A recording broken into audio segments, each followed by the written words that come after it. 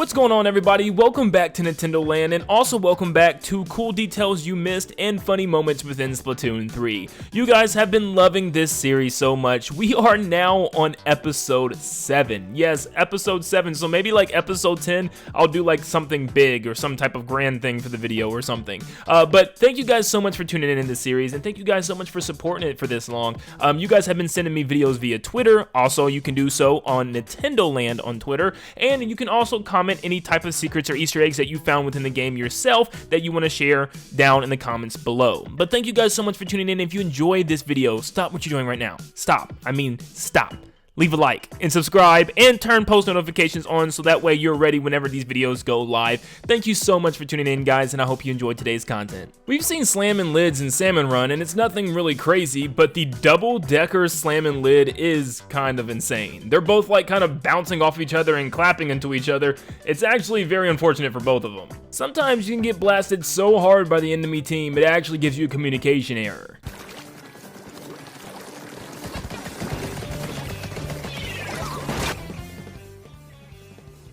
Yep, it looks like it's a good thing that that player on their team dropped, because this could have ended very bad for that Octoling. This one actually made my jaw drop. Never dance around and celebrate too early, because this could happen.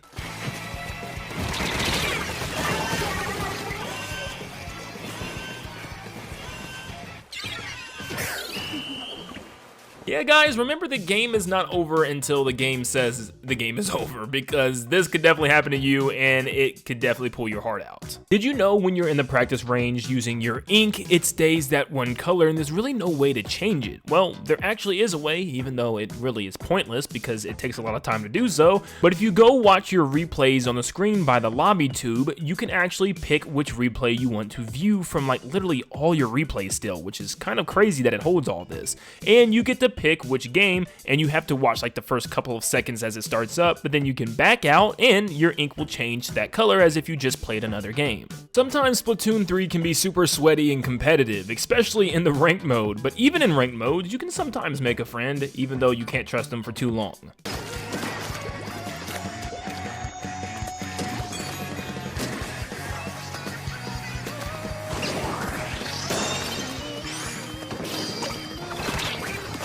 Remember, you can always take a second to have fun, but always keep your guard up, because you never know when they're going to turn on you. So honestly, I have no clue what happened here. It's a good thing that Mr. Grizz tells his employees to wear helmets, because that could happen. I don't know if this was patched out or if this was a specific thing that happened on accident, because I actually tried this out myself and it wasn't working, so I don't know what's going on here. Kohozuna can make a spectacular entrance, but what if I told you you can make his entrance even more spectacular? If you use your killer whale right before he pops out, it can actually pop up on the screen as he's coming out of the water, almost like a cinematic kaiju movie. Yep, somehow we're still being nice to the guy and giving him a show, even though he's killed so many Inklings and Octolings. This one's incredibly minor, but it's a fun little detail that I love. If you look under the capsule machine, you can see just spilled water everywhere. Right outside the yellow ring, you can see drops of water, which is really cool because as you can see in the tank, all the capsules are floating in water like a fish tank. There's even a basket where people can put their capsules in when they're done so they don't litter, which is super cool. But if you paint the ground, you can even see these water drops a little easier, which is just a really neat detail that didn't have to be in this game at all. This player was the first to get all gear 3.9 completed and get all of these perks all the way they wanted to on their gear, which is just insane. People are playing this game on a whole nother level,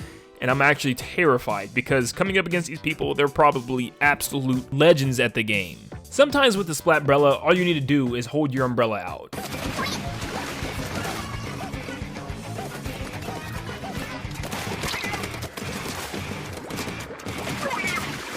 So forget the haters in your life. If you have anybody that's bothering you, just pull out your Splatbrella and push them off of a cliff into water. Please don't do that. You may have won the round, but sometimes the salmonid can get very personal, and the salmon lids can fly away with your teammates. Yep, it's acting like a real UFO and abducting your team and taking them back to their home, which is kind of a scary situation. Make sure you don't die on top of one of these things. One thing that you probably already knew, because it actually tells you can do this in the settings menu, is if you have a pair of shoes you want to put in your locker, you can actually place them in a box by clicking in on your left stick. But did you know, depending on the brand of the shoes, you'll have different different branded boxes, which actually look all completely different from one another, which is really cool. This just kind of makes me want to make a video on all of the different brand shoe boxes that you can have and what they look like, because this is such a cool, unique detail that once again, the Splatoon team and Nintendo did not have to do, but I'm so glad that they did. So in Splatoon 3 story mode, you have a skill tree. Well, technically a skill squid, but did you know depending on if you're an Inkling or Octoling, this actually changes?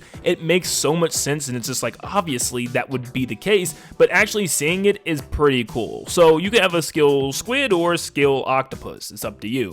Yeah, messing around with the ball salmon can definitely be a lot of fun, but especially the goldies, because all they try to do is smack you with their ring fin, and that's really about it. And you can just keep messing around with them like this, and it's actually hilarious. Every now and then, you might have seen a camera around somewhere in Splatsville, and that camera is not there for no reason. It's actually there from Mr. Grizz's Salmon Run mode. Yep, Mr. Grizz is watching every corner of Splatsville and watching the people around it, because he is definitely a weirdo. These cameras are really where we see these images too in the overworld. For example, this bottom left one with the giant pit in the square corresponds to this camera right here. And if you turn around and look, it's the exact same location looking at that giant pit towards the table turf war battle area. Yep, Mr. Grizz is one creepy secretive bear. You can glitch the camera in the lobby to actually see a jukebox hidden underground. Now what's interesting about this is it's fully detailed and rendered, but it just looks like maybe it's not ready to be put in the game yet, like maybe Nintendo's waiting for an update to throw this in,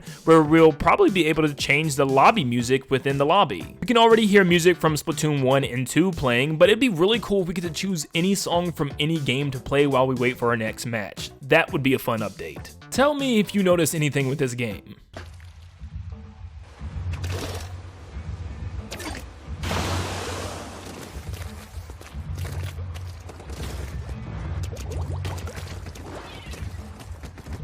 Probably didn't notice much at first, but did you pay attention to the time at the top and the music playing? Well, yeah, that's 60 minutes of a match that these players have to play, or, you know, wait until someone wins. So it looks like what happened is instead of loading them into a normal Clam Blitz match, it loaded them into a recon game where you can just go and explore the stage and play around. You can hear the music as it's very fainted, just like in recon, and the fact that recons are 60 minutes long. So yeah, that is a very weird thing for the game to mess up on. Did you know when you go to take a picture that it actually is a drone taking a picture of you? You can set the timer to 3 or 10-second countdown, which will actually show you the drone flying, and it's one of Sheldon's drones actually. And this actually comes from the story mode from Splatoon 2, where it would fly in at the beginning of the stage and hand you the weapon that you chose before going into that stage, which is a pretty cool callback. Yep, we had to throw in another video from Splatoon 2 because this one's just very unfortunate. Sometimes you can get caught in a very sticky situation where you just can't get yourself out of. And finally, we have this person. I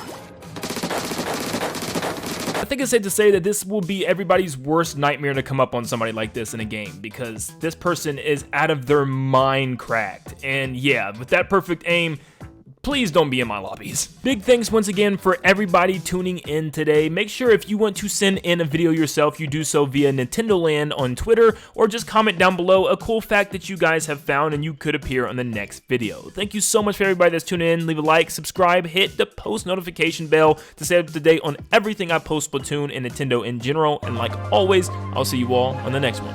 See ya, guys.